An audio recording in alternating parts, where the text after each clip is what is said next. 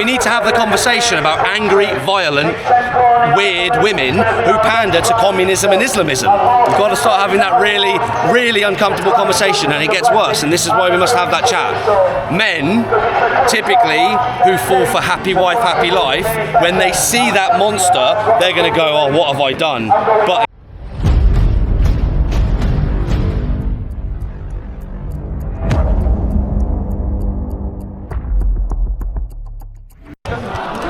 awesome. Oh, what's that? Oh, what's that? Is that communists? Yeah, well done, Nick. Nazi scum off our streets. Did you get that? Nick, Hello, mate. another successful Cheers, mate. march. Thank you, man. Another successful march. Yeah, Peaceful. very happy. Peaceful. Yeah. The only issues was flying left-wing antagonists Like, coming in. usual stuff, right? When I get going back to my interview with Thomas just now, the police, no, you can't meet outside, you can't muster outside the cathedral. Why not? You can't. Why not? Because of the threat of disorder. From who? Don't know. From who? Don't know. Liars and deceivers. I'm running out of patience with these people. Protecting and platforming communists is one of the most heinous of crimes. The church excommunicated not just Nazis, but communists.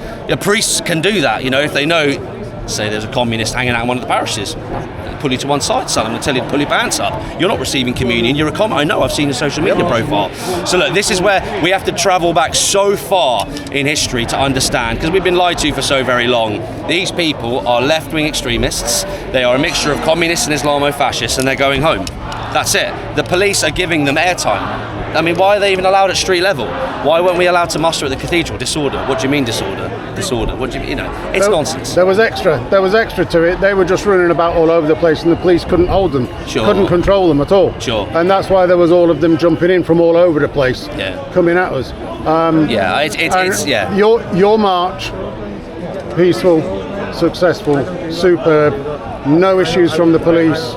Despite the fact they give you orders or whatever. Yeah. It's like they never had any issues. Yeah, what we've got in Britain, it's difficult. You're all asking the right questions. It is very difficult to surmise, but you've basically got mob rule. We saw it in Whitechapel with Islamist no-go zones, and we're now seeing it. We're not now seeing it. We've been seeing it for ages. So it's kind of a non-topic. We're taking our country back, and we don't just want the Islamofascists gone. We don't just want the invaders gone. We don't just want the foreign parasites gone claiming welfare who are on visas. What open border policy? We want to take our country back, and we want to re-enshrine our sovereign borders. We want the communists gone as well. These people, communists, Marxists, socialists, the radical trans lobby, they want total equity. That's communism. And this is the internal fifth column. What's your plan? If you were Prime Minister, what would be your plan? Because these are English people, heritage English people, and they're nuts. Yeah. They have forgotten the face of their fathers. Yeah. So, what would be the plan? So, more and more I'm being asked what I do in my first 5 days in office. First 7 days, first 5 days. Typically people ask first 3 months, right? First 90 days. It's really simple. There's a 75 billion cost saving to be made. Now, fact check that out if you want. It's around about 75 billion. Also, if you look at how rich and prosperous we are in the UK, in terms of the taxation pool, there's more than enough money to go around. So, day one, stop the rot. And it's broken down, but it's about 75 billion, okay? It's loads of money. Our operation for mass deportations is also going to cost money as well, right? But if the people will it, then they'll pay for it. That's the whole point of taxation. Day one, stop the rot. Day one, close the borders. Day one, deploy the military into the Navy. Not one more invader gets to cross. Day one, obviously launch the military into Britain. These are armed, in uniforms, rifle-carrying men, serving at His Majesty's pleasure, under orders to detain the illegals, the communists, the far left extremists, the Islamo-fascists. And then you've got the foreign nationals in our jail, they're already detained. You've got the invaders in the hotels, they're already detained. And what you'll see is there'll be a mass exodus from Britain. They'll run. And because we have contrition and kindness in our heart, we will let them leave. Unless, of course, they're wanted or a criminal, we will let them leave. And some people will pay them to leave. Because this isn't about anger, it's about justice.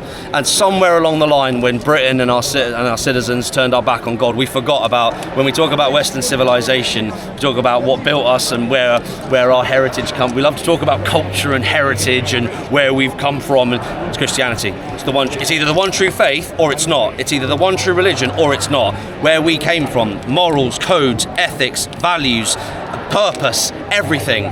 It either comes from the one true faith or it doesn't. It's not man-made, it's divine. And we've forgotten about the justice part of our mission. Tolerance, bending over, being so kind so that you could feel listened to them, so that you could feel morally superior by demonizing your brother. I'm not a Nazi, you're a Nazi. I'm not a racist, you're a racist. We're talking about narcissism on steroids. Christian justice is what is required in Britain.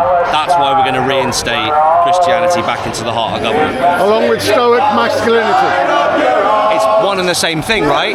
We give men a purpose. Yep. A man without a purpose is useless, and he's headed for depression and anxiety. You give a man purpose, you watch him fly. And he can't use emotion to do that, though. You can't use emotion. So what do we see in New York? You've seen the stats about who voted for that little Islamofascist. Yep. And I've called it out on the march. Now I call this out, I'm risking getting called a misogynist. But we need to have the conversation about angry, violent, weird women who pander to communism and Islamism. We've got to start having that really, really uncomfortable conversation, and it gets worse, and this is why we must have that chat. Men, typically, who fall for happy wife, happy life, when they see that monster, they're going to go, oh, what have I done? But again, she's calling the shots, right? Exactly. So when you talk about stoicism and masculinity, this has got nothing to do, and I will not have my words twisted, it's got nothing to do with misogyny. My opponents who talk about misogyny, you go deal with Islam first, and then you come and speak to me. Christianity is all about the patriarch. Men die, men fight, men protect. Stoicism and masculinity has got to come straight back on the menu for us, but you can't do that unless you reinstate Christianity back into the heart of government, because culture runs downstream from politics. It's going to be glorious. Brilliant. Thank you very much.